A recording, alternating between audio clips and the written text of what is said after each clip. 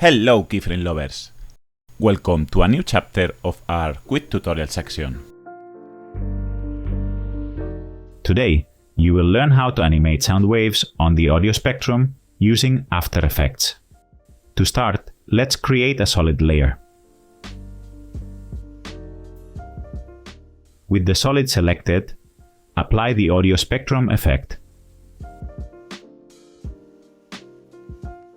Choose the audio layer you'll use to make the sound waves, and set the start point and end point as you like.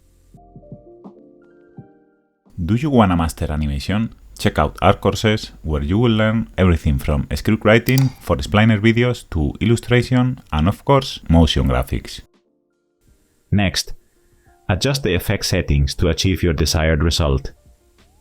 You have the configuration I used in this tutorial on the screen.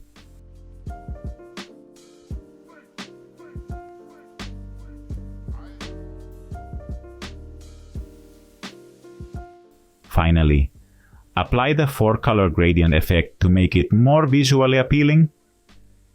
And voila! Subscribe to our channel and look at our animation courses in the description.